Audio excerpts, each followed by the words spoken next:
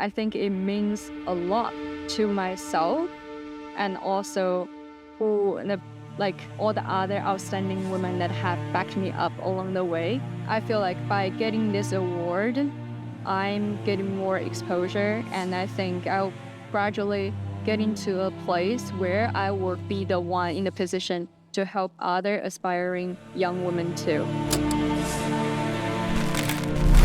Jialing, thanks so much for taking the time with us today. We're here at the Australian National Maritime Museum, and we've got your beautiful photos behind us here.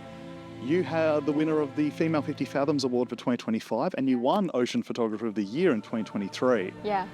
But let's start with your journey into becoming a photographer. I understand you got inspired during a university lecture.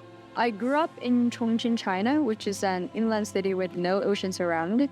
So I actually did not have an innate curiosity or obsession with the ocean as people who just grew up by the sea.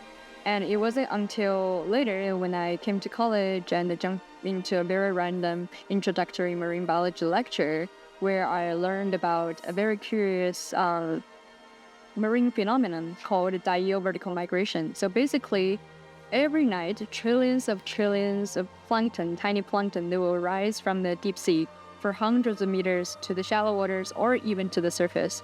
And then they will return back to the abyss before the sun comes out again. And this vertical movement is repeated every night, everywhere in the open ocean. So when I first heard about it, I was shocked because I couldn't help but wonder about the implications of this theory. Because it means that even if I don't visit the deep sea, 500 meters, 1,000 meters, like myself, as long as I'm willing to throw myself out in the open ocean at night, and the deep sea would come to me. So I decided to just test out the hypothesis with my own eyes. So just after that, I started learning about camera basics and how to get into diving and how to combine these two. So for me, the first time I pick up a camera seriously is the moment when I wanted to become a blackwater photographer to document these animals. So let's talk about some of the photography, because of course we're here because you've won Female 50 Fathoms Award for 2025. What does it feel like to win that award, and why is it so important?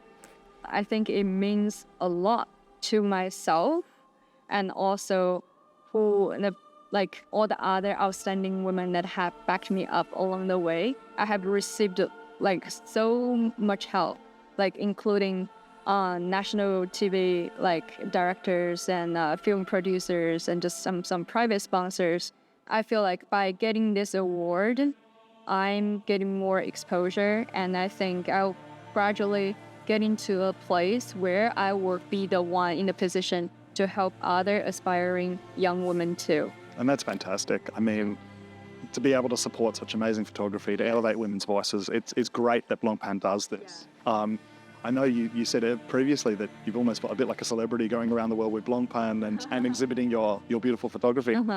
And let's talk a little bit about the photography, because obviously we've got a selection here, but this photo in particular of the juvenile octopus really stands out to me. That it's composed so beautifully, where you've got the animal and you've got the little animals around it, and it's so vibrant. Tell me a little bit about the story behind this photo in particular, and also why are cephalopods so fascinating to you? Okay, so there are two questions, why, how did I capture this image? I really appreciate your taste, because this image, I remember so clearly. I took it during my first ever blackwater dive. Oh, what? So this was during your first dive? During the first dive. Wow. This octopus is a juvenile wonderpus octopus. And when I first saw it, I feel like it is a living tiny astronaut. It looks quite alien, and I think you touched on that. There's a sort of that connection between the ocean and space, where it's so vast and it's such a challenging environment. I think it's a good time to talk a little bit about Blancpain as well, because this is a brand known for its dive watches that can survive in really difficult conditions. You've just picked up the 50 Fathoms. You picked that up in the UK. Actually, wearing the 50 Fathoms watch in the water is carrying a vessel of diving history on my wrist. But nowadays, we actually use the more modern dive watches for data and precision. But on this watch, it's still a reminder of where it all began. I think there's a nice connection there where, you're an amazing young photographer using high-tech technology, but being supported by a watchmaker that's, it's a 100-year-old watchmaker, Yeah. and it's these old-fashioned diving tools that are helping the high-tech photography. Yeah. Yeah. I guess the final question is, what tips would you have for other aspiring female photographers? If you do not grow up by the ocean like I am, don't feel that you're less entitled to explore the ocean.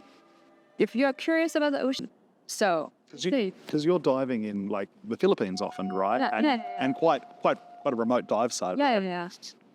So let's say, explore the ocean, but also be careful. Be careful. Yeah. That's a good place to leave it. Yeah. But thank you for taking the time today, and great to see these photos of yours exhibited here in Sydney.